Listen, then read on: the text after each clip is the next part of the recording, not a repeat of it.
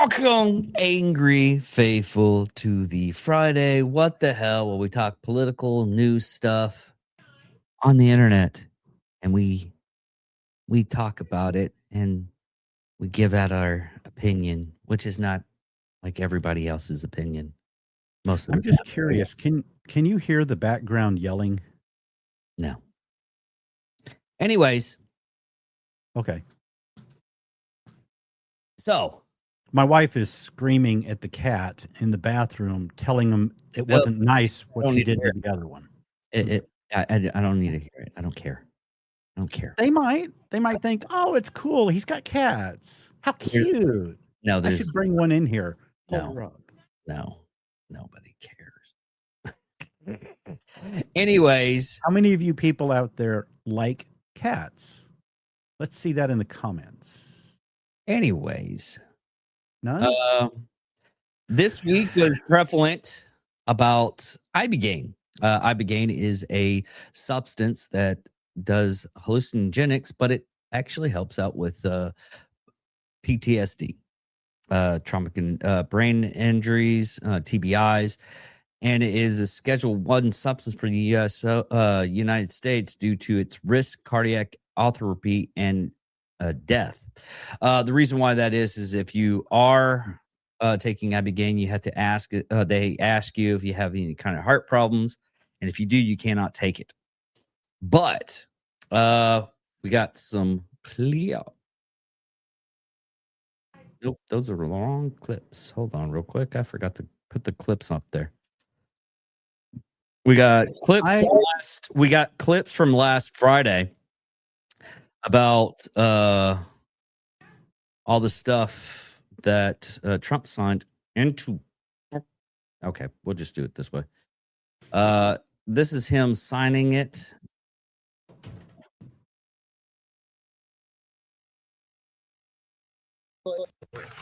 Okay, it's my honor.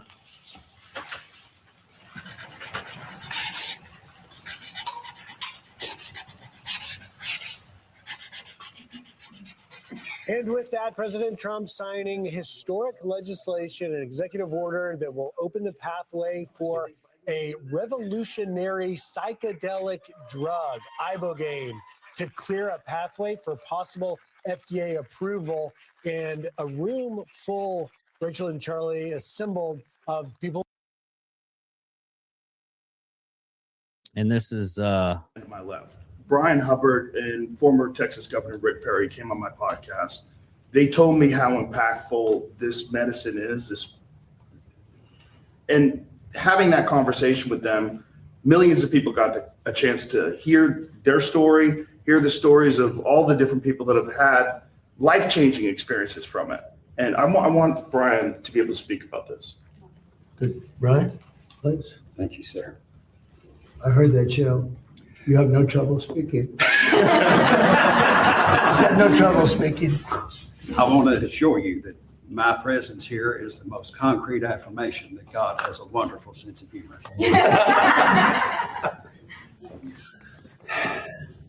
Thank you. Thank you. Federal prohibition of psychedelic medicine in America is over. On the 250th year, on the 250th year of our nation's founding, everyone who has fought for this day through decades of monumental struggle, sacrifice, and suffering can now declare a seminal victory for life, liberty, and the pursuit of happiness.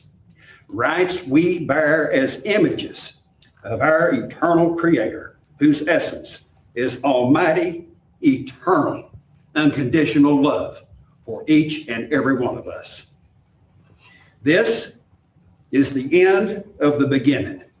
We have moved mountains, yet there are mountains to move. Government systems which have relentlessly suppressed psychedelics are the same systems which will now manage their emergence. We dare not let our guard down for 1 second and be hair trigger ready to impose accountability for incompetence, obstruction, or failure. Credit belongs where credit is due. With this executive order, President Trump has delivered an epic victory for all humanity. I thank him for having the courage to make this happen, and my mission brother, Joe Rogan, for having the spine to make the ask. To our brothers and sisters in Gabon, you have our deepest gratitude for your stewardship of the sacred tree grown for the healing of nations. I will do my best to deliver the respect and honor you deserve for helping heal this nation. It is my joy to deliver these good tidings unto the meek, which will hopefully bind up the brokenhearted, proclaim liberty to the captives, and the opening of the prison to all who are bound.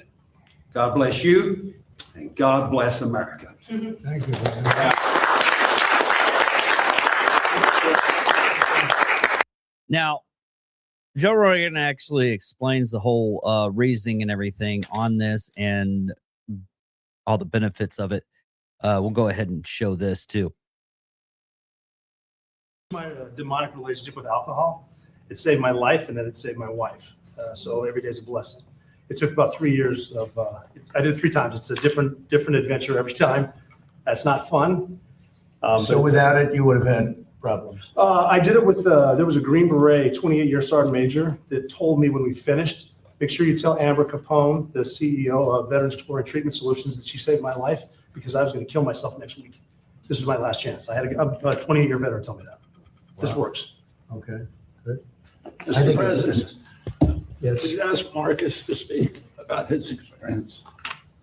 Thank you, Secretary. Yeah, Mr. President, what Rob O'Neill's talking about, my wife, Amber Capone, is the CEO of our charity Vets, Veterans Exploring Treatment Solutions. We had prayed for this day to come 10 years ago when we started the charity. We've been sending veterans outside the country, Joe, that you've been talking about for years, several thousand now, and we said the mission will end once this day happens, so we believe this is a huge step in maybe that the mission goes away, and now we have affordable access right here in the U.S. Why didn't they get it done? We're getting it done right. You're getting it done. Yeah. Why yet other presidents looking at it? Why didn't they get it done? I think we needed you. I guess that's my job. I can answer that question, sir. Go ahead. There's a small group of us in the House that have been trying to move legislation since I showed up. Mr. Correa, Mr. Bergman, Mr. McCall, Mr. Crenshaw, every year have tried to move legislation. That side of the room is not going to like what I have to say about this. And every year it has all fallen short. Every year it has all fallen short. And it's because of the proverbial roadblocks that are always in the way. Right, that's right. Okay, fair assessment. But those members and myself were convicted never to give up, ever.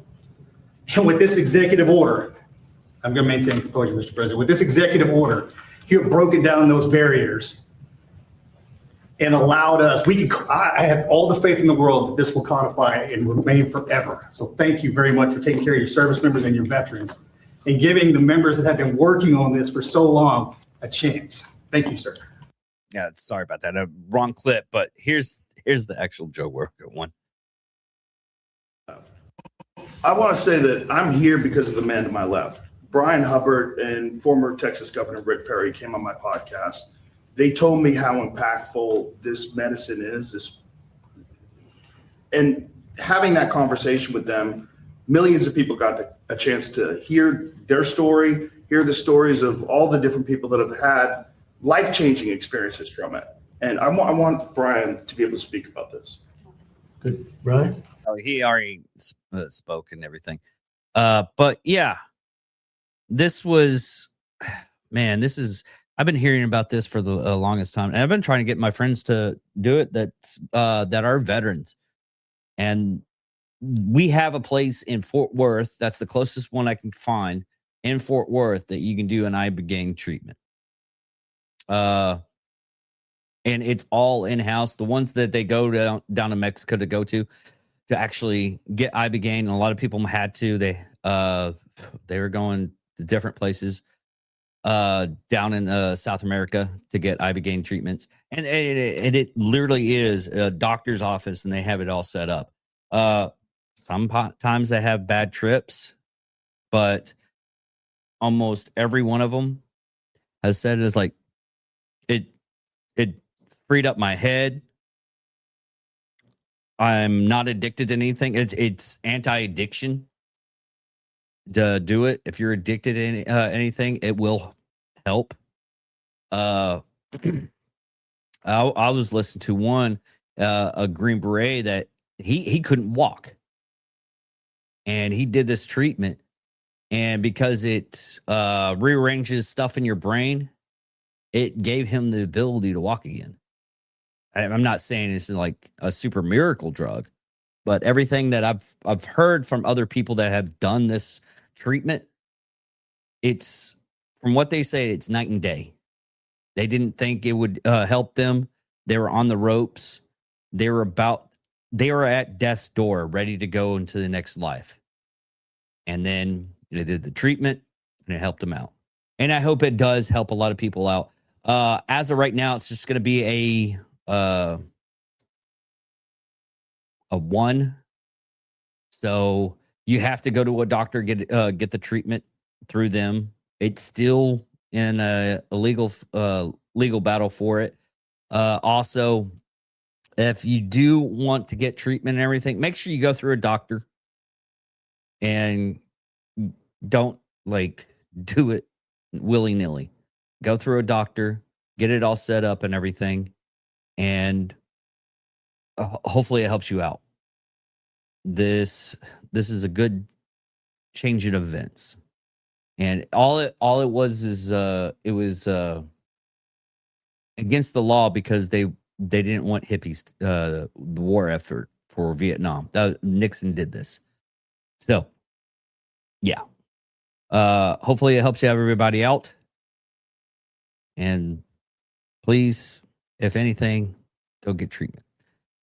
Anyways, Bill, do you have anything on this one?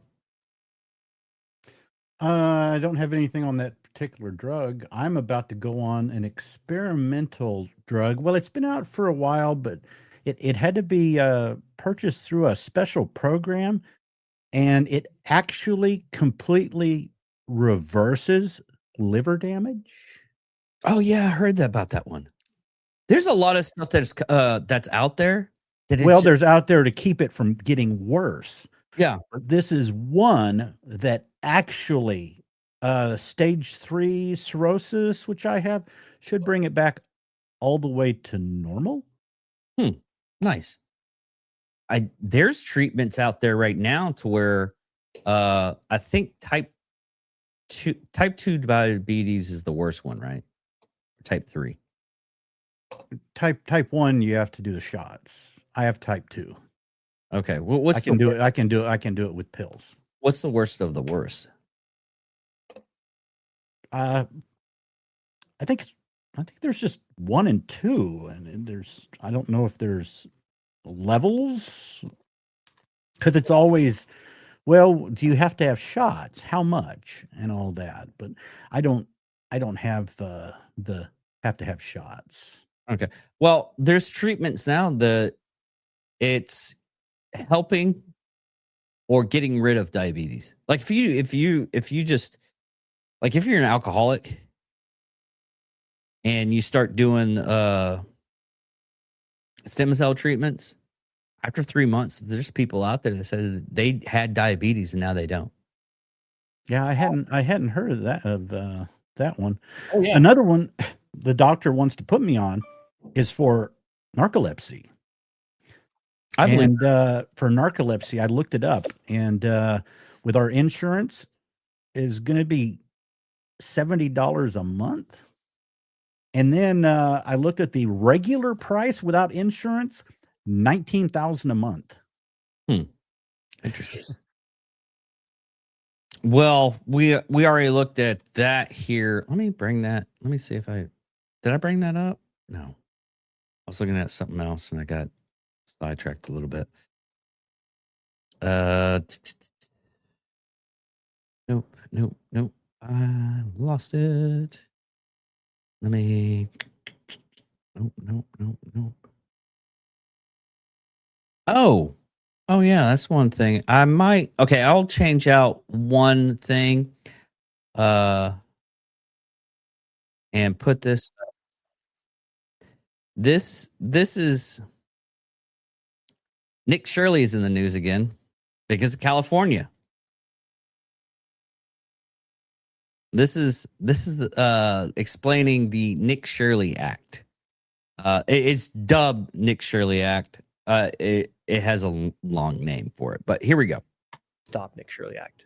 So you've heard a lot of people trying to call you a liar. Why don't we just read the bill? I think that's what everybody just needs to know.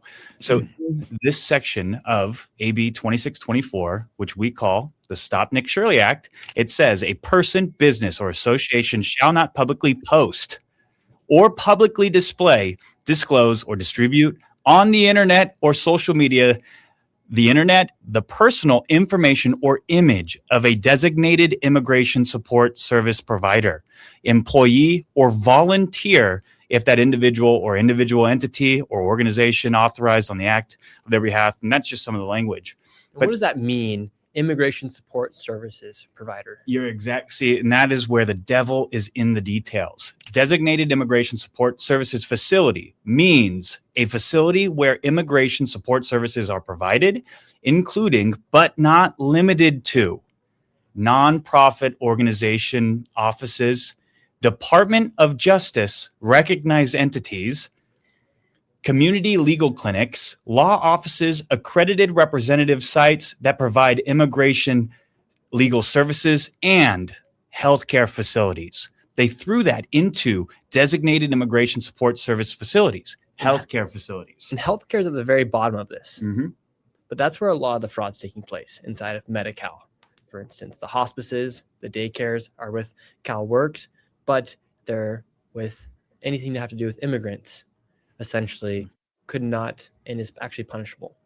You're 100% right. And that's where, again, the devil is in the details. Their definition of harassment is repeated, unreasonable, and unwelcome conduct. What is unwelcome conduct? Simply you asking questions today, can that be considered unwelcome?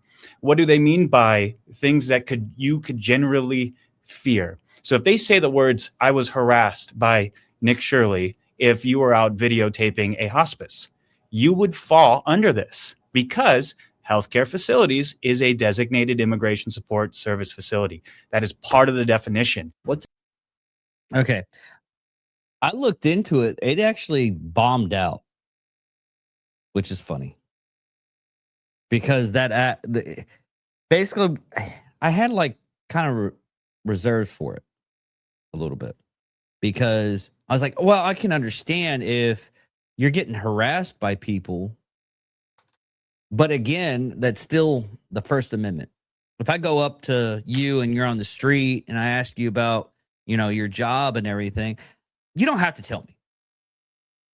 I'm like, oh, okay. If I do this, it's like, oh, okay. No big deal. I'll get the next person. And if that next person wants to talk about it, that next person can talk about it. But as soon as you say, oh, he was harassing me.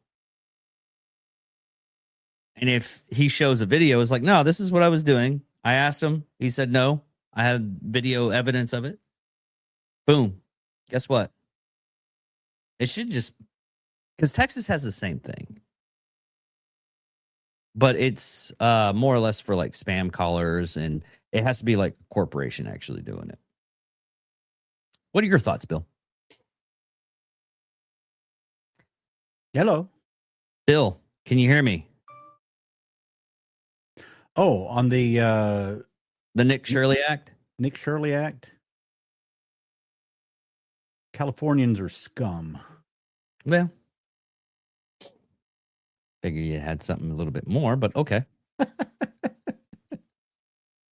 Talking about this is another and I wish it was, they could show, because there's Republicans out there that are all that. Tony Gonzalez is a piece of shit.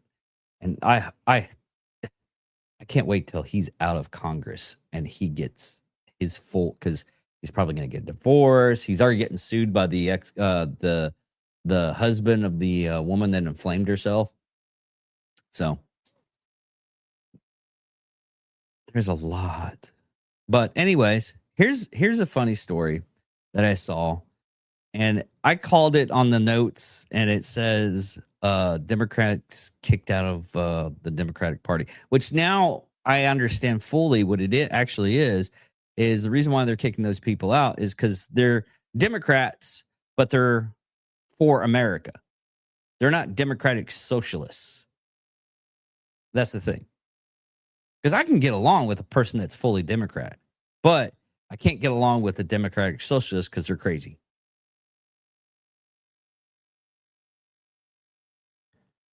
Money. Why is that? I don't know. Have you been offered any corporate PAC money to reject? I have not a significant amount, but how does that work though? Do they come to you and they're like, we represent a PAC and we want to spend money on you, or do they write a check? They'll say, we'll throw you a fundraiser. And so what happens is you say, you know, I'm thinking about running for office. Maybe you tweet about it, right?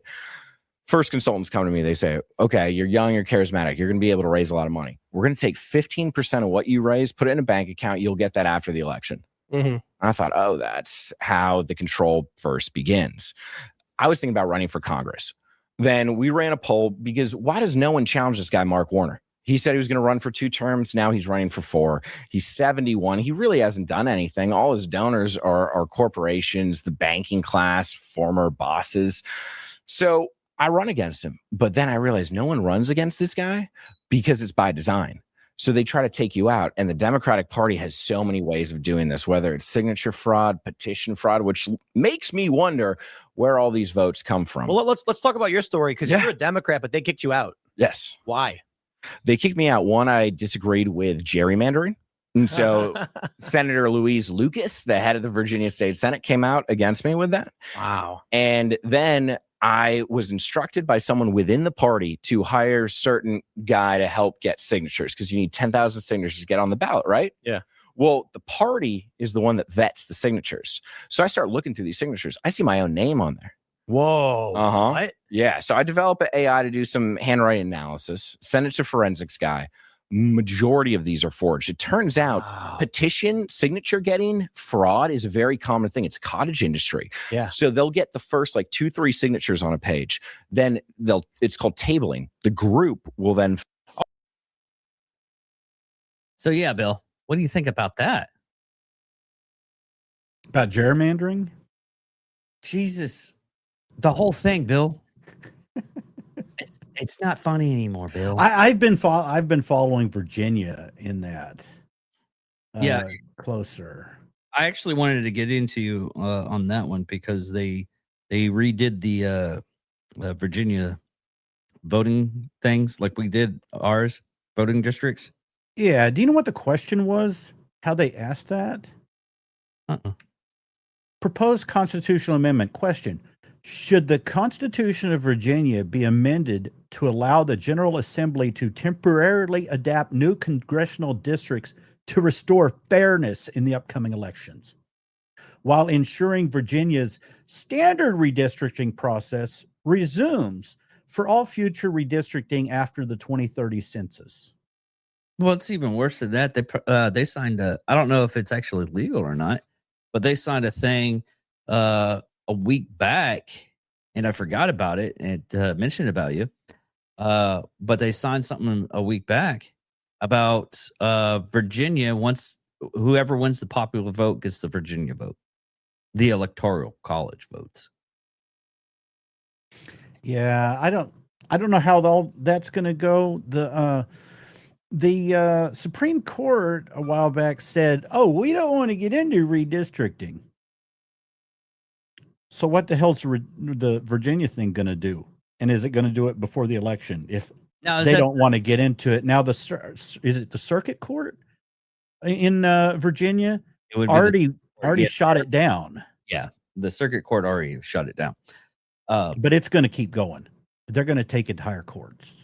Yeah, it'll probably go to the U.S. Supreme Court. But no, this whole started because Texas had to redistrict.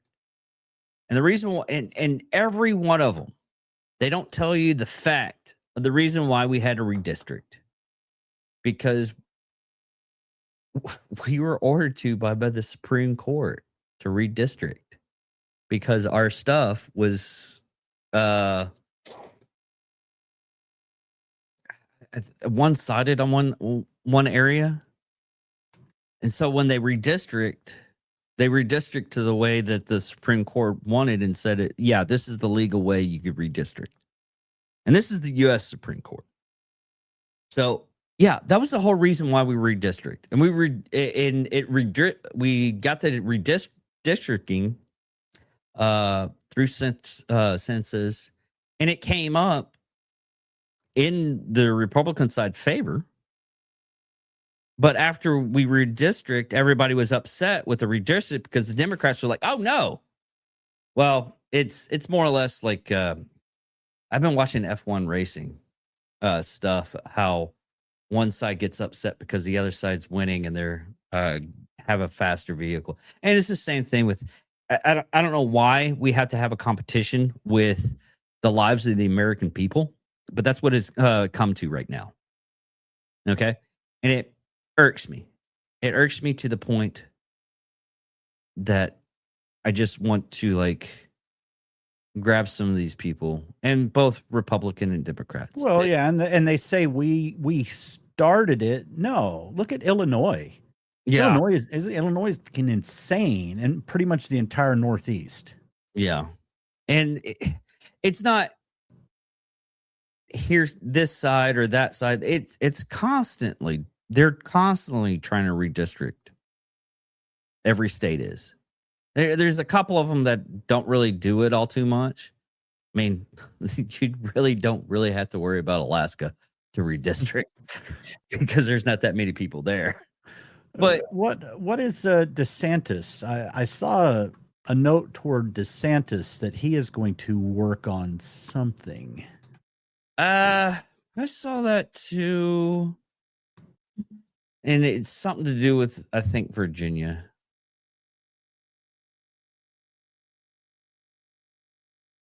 There we go.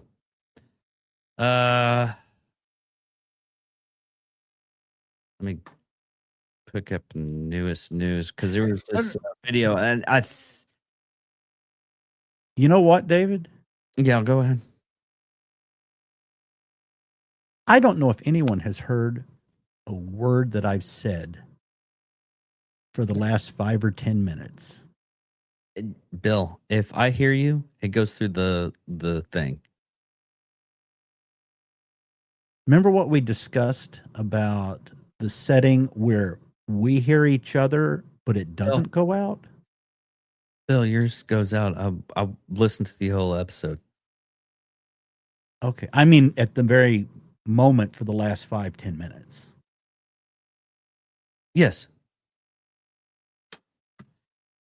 I'll let you know if I don't hear anything. Man, let me see if I can bring this on X. Because there was a new thing that happened. It just happened like today. And it was to talk about he was saying something about, to the fact of, yeah, come try to do that whole Democratic stuff in Florida.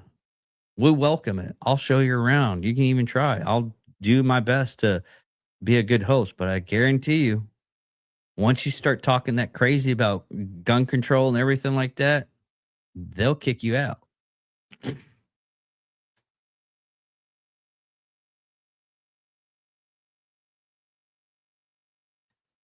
That was old news. But other than that, Bill, what else do we have here? No. Oh, yes. Southern poverty law? Yes, the Southern poverty law indictment and prepare for legal fights. The criminal indictment of the Southern Poverty Law Center this week was met with much outrage, but little surprise from the civil rights leaders who have for more than a year, prepared for heightened legal scrutiny from the Trump administration and how to mount a coordinated response.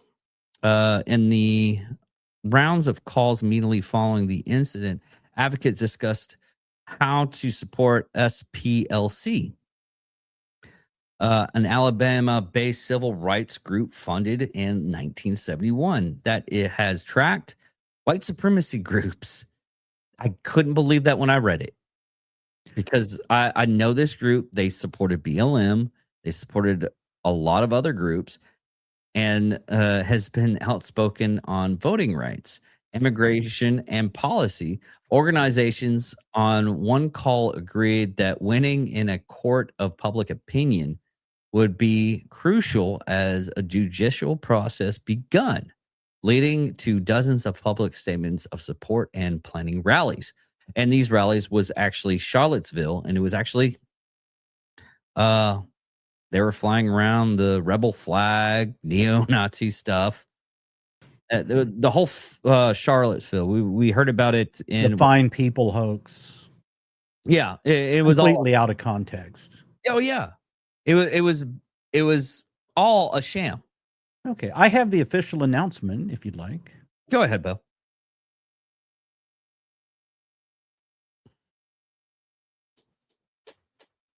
Here today is to announce what the general just told you. The Southern Poverty Law Center, in a massive sweeping indictment, has been charged with allegations of fraud and using the banking system to perpetrate that fraud. I just want to talk about a couple brief things here. The Southern Poverty Law Center themselves advertise to raise money to dismantle violent extremist groups for a period of at least a decade. They use their donor network to raise money to purportedly dismantle violent extremist groups. However, the SPLC, the Southern Poverty Law Center, used the money they raised from their donor network to actually pay the leadership of these very groups. I just want to say that again. They used the fraudulently raised money by lying to their donor network, thousands of Americans, to go ahead and actually pay the leadership of these supposed violent extremist groups. The groups, as the general laid out, include the Ku Klux Klan, the United Klans of America, Unite to Right, National Alliance, the National Socialist Movement, the Aryan Nation Motorcycle Club, and the National Socialist Party of America, and also the American Front. In at least one of these matters, our investigation revealed that funds were used to facilitate the commission of further state and federal offenses, totaling over $3 million. Furthermore, our investigation revealed that the Southern Poverty Law Center, on top of perpetuating this widespread, decade-long, multi-million-dollar fraud, conducted more criminal activity. They attempted to hide their criminal activity from our financial banking network. They set up shell companies and entities around America so that the financial institutions that we rely on as everyday Americans were deceived in believing that money was not coming from the Southern Poverty Law Center in the perpetration of this scheme and fraud, but rather fictitious entities they stood up to perpetuate this ongoing fraud. This is a serious and egregious violation of a group that purported to dismantle violent extremist groups, but in turn actually only fueled the hatred. This is an important case brought by President Trump's administration. We're thankful to the president for his leadership and funding of not just the FBI and DOJ, but his commitment to go out there and wipe out fraud and conspiracy and waste and abuse wherever it occurs, including the Southern Poverty Law Center. Even though this money was made to appear to be coming from legitimate people and legitimate entities, we at the FBI, with our great partners at the Department of Justice and in the state of Alabama, were able to comb through a decade worth of material, a scheme that took a decade to build, so that we were able to follow the money, because money never lies, and they got caught. As the Attorney General said, these charges are varying. They are widespread and wide-ranging, and this investigation is very much ongoing. Today, we're here to announce the charges of the Southern Poverty Law Center, and this investigation and the individuals who are responsible will be brought to justice. Thank you, General. Yeah. So from what I understand, like most of the other stuff that's been happening with a lot of the like the Maduro stuff, that was happening for years and years and years, even through the Biden administration. So basically what I'm understanding is they started it during their administration, and then I guess it was probably after Charlottesville, because that was 2017. And after they kept on, FBI kept on investigating and kept on investigating that moment. Bill, don't show that. There's the reason why I didn't show the ones that I had. But yeah, because of the hate flags and everything, I don't want to get us flagged for hate stuff, because people. Well, how can we talk about liberals? I've already talked about this on X, and I'm not going to talk about it again. What? Flagging for hate? No, a song I found. Oh, Elon posted something. Okay, and he reposted. Let's see his timeline. He said Southern Poverty Law Center is a crime syndicate. Matches. And let me see. Hold on. And in October 3rd, he said incitements to violence. He just posted the a little time, some previous things he had said. It was October 3rd that he said incitement to violence by evil propagandist organizations like Southern Poverty Law Center is unacceptable. This is getting innocent people killed. October 2nd, he had posted the Southern Poverty Law Center is an evil organization that spreads hate propaganda relentlessly. It needs to be shut down. So he's pointing out that, yeah, he's been talking about that for a long time. Totally understand about that. But it's ridiculous. And they're supposed to actually be a help for people that are in poverty, I guess, and the outstricken. But they just wanted to pander the lives of America.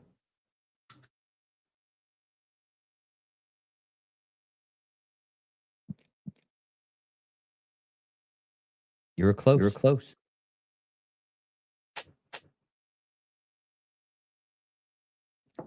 I can't hear you. For a while, you were hearing me, but I don't think they were. No, they were, Bill. What it is, Bill, is as soon as it goes through and I hear it, it goes through the internet and everything, it's already set up to where it goes through. Okay. So as long as I hear you, everybody can hear you. And there's some people out there that are wishing that wasn't a thing. But last and not least, data center movement. And the reason why I would say the data center movement is because Bill's apparently going to be an activist to try to get the anti-data centers to stop. A little preface to that is a lot of people like I don't think my wife are getting really defeatist about the elections. What do you mean? And well, like the drug thing that he just signed, a lot of that, I told her back earlier this year, that stuff is going to go into effect, some of it in June. So in June, it's going to hit the public as they actually make some purchases and go, hey, wait a minute, I'm saving a shit ton. He takes care of this conflict in a few weeks, and the price of a barrel of gas of oil is going to plunge. So you start getting the price of gas down, and then that happens. I think we've got a chance at the midterms, except the anti-data center movement. Is it really that bad? Yes. And the only reason why I'm asking this is I already know why it's bad because I get messages throughout the day now, and it's not like, oh, hey, how you doing? Check this out. No, like a novel. It is novels of stuff that you have found. And I told you I would listen to it. Okay. Well, I put together a timeline. I'll mention after the timeline some of the things that are going on, but I have a complete timeline of how it began. Ready? Liberal activist forced the installation of expensive wind and solar. Texas became number 1 in wind energy. Wind requires special infrastructure due to its quick changes in output. It's expensive. Blame greedy big energy and Abbott. That's what they did. The only way to reach net zero is battery storage. Texas and California right now flip back and forth between number 1 and number 2 in battery storage. And a lot of people don't know this. Texas actually has so much wind energy capacity, and we don't have the infrastructure to carry it, that we actually have to throttle it back at times. And basically, we waste energy. So we have to expand the infrastructure. Now, the anti-data center movement is big corporations, big or evil are evil. In 2020 and 2021, Microsoft and Google, and I've been following this for a long time, they made a water positive by 2030 pledge that they will actually feed more water back into the system to the people than they use. I still wonder how they do that. Well, there's a lot of ways they do it. We won't get into that. That's a really detailed list, but they affirm that in 2024.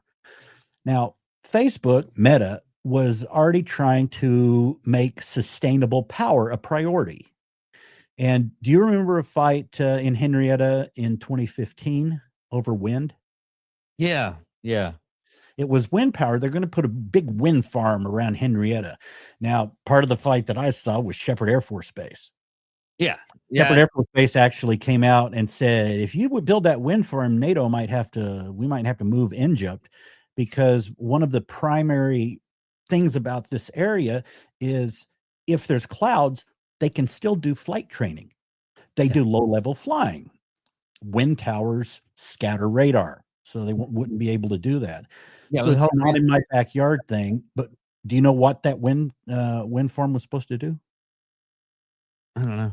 It's for Facebook. Facebook was going to power one of its data centers in Fort Worth. They want it to be sustainable. So all this evil data center, they've been working on it. The technology just has to catch up. But that wind farm in Henrietta was for a Fort Worth data center. And big government crushed them. No, little government. I watched a lot of the meetings from Henrietta people and from Shepherd. So little grassroots quashed it. But in 2023, the big data center rush began. And in 2023, organized efforts, this is when they started, began to grow to stop them. And it was little small scale movements. Do you remember in October of 2023 what we voted on? No. Proposition 7. It created the Texas Energy Fund to support gas power. So there we were switching over to gas power. And the fact that Texas voted for it, the liberals started saying, vote out Abbott because he's a big oil shill. They wanted our tax dollars to still go into wind and solar. It was all because of they were freaking out with they were trying to do something because of the snowpocalypse, because 2022 was when the snowpocalypse happened. Yeah, and I fully know that. I had just been diagnosed with the virus, and I was stuck in the house for 3 days with zero power. Now, Candy, a block around the corner, she had rolling blackouts because she's on the same circuit as the firehouse. So she had rolling blackouts. We had continuous blackout, 0 power, 41 degrees in the house. Yeah, and that was the whole reason why they did that act for the gas, and everybody was like, "Oh, Abbott's and blah blah blah." I'm like, "No, you idiot! It's because of the freaking we had what 2 or 3 natural gas electric places, energy places, and they couldn't get it up fast enough." Well, there was a perfect storm. Some of the natural gas plants they had taken down for maintenance. Parts of them were taken down for maintenance. Yeah. Parts of them, the valves froze. Yeah. And then also the wind power. Yeah. I look on the ERCOT app every once in a while, little power junkie. Or is that a power trip that I keep up with it? Sure, Bill. Whatever. Keep on going for the rest of this stuff and making stupid jokes. Okay. Well, in 2025, Trump shuts down funding for big energy. We were paying for it. Yeah. But of course, liberals have sued for that and got a lot of that funding restored. Part of it was this week. We'll go on and get to that. Well, one of the big things in Texas to make use of the wind energy that I said was wasted are these huge 765 kilovolt lines, massive towers. Yeah. Have you seen pictures of those towers? I wish I had one to go up, but there was, that's what's needed. But there was a real grassroots effort, real local people in the hill country saying, we don't want that to go through our property. So that's real.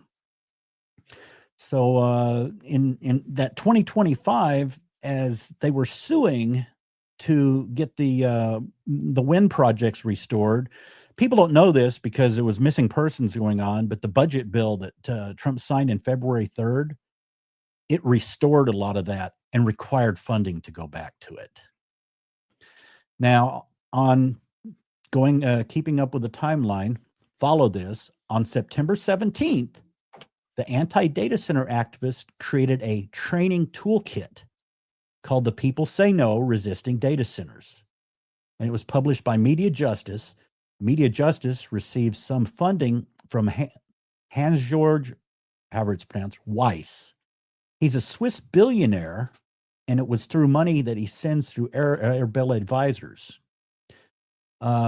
On November 25th, I've mentioned this before, I was watching a speech by Macron. at Adopt AI in Paris, and he said, we must beat China and the US in AI. Okay. Now on this. Your camera went off.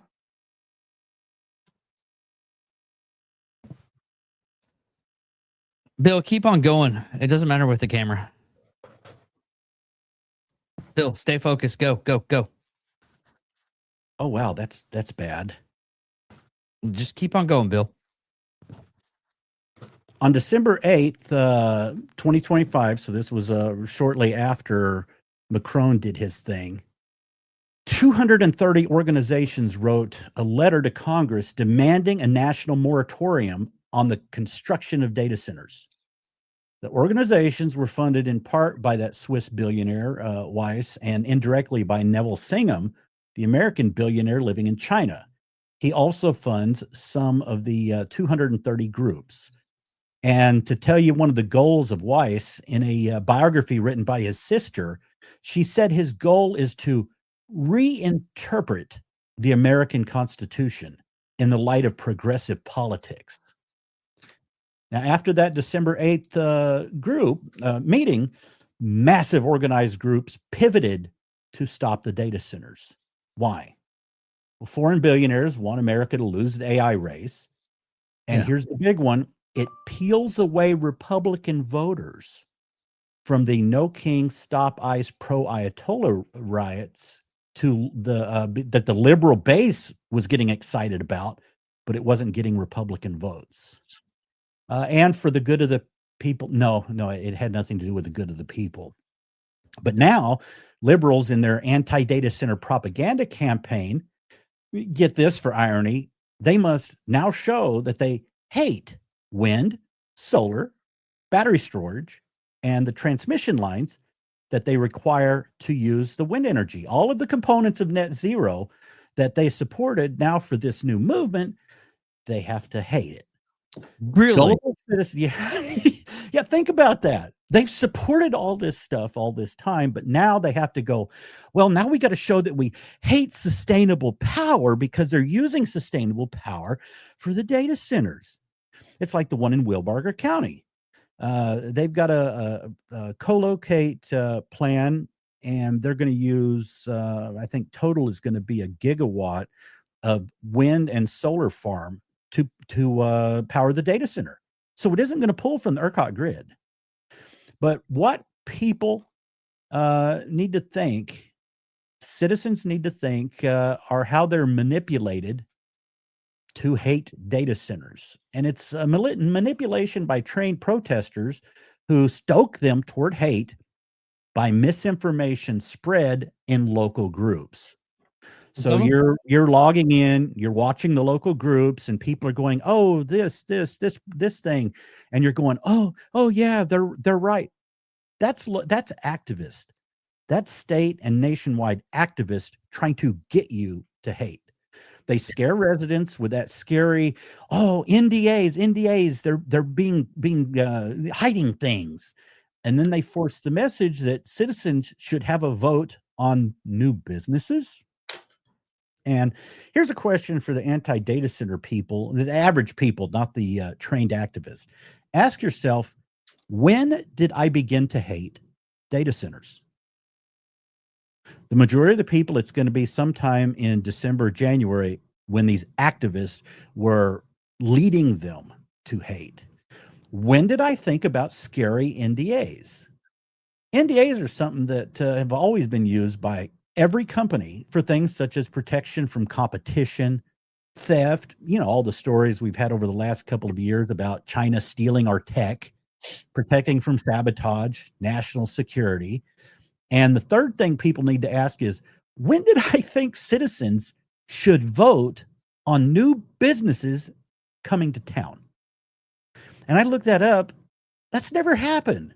Cities don't have citizens vote. no. Well, very, very seldom do citizens vote on a new business coming to town. I remember there was a new business that was in town, a couple of them that they had to vote in.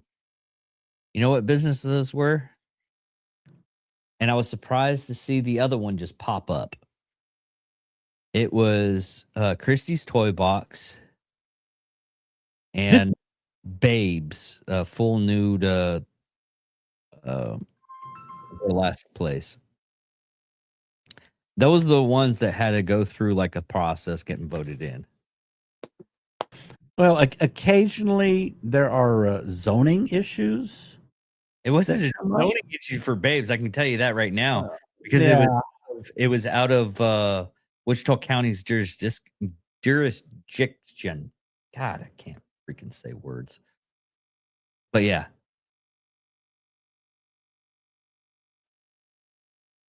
Oh, we both did that. I guess we'll close shop now, Bill. Can you hear me? Yeah, I'm having a hiccup. Are you having a hiccup?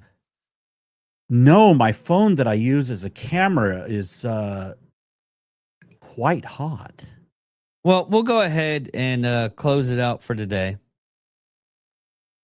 You got your point across, and you're going to keep on making your point across throughout a couple of months until June. We'll make May.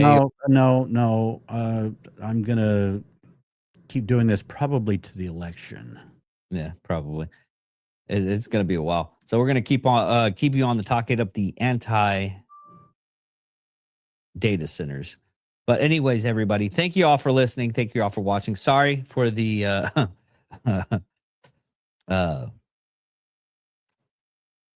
system malfunction. There we go.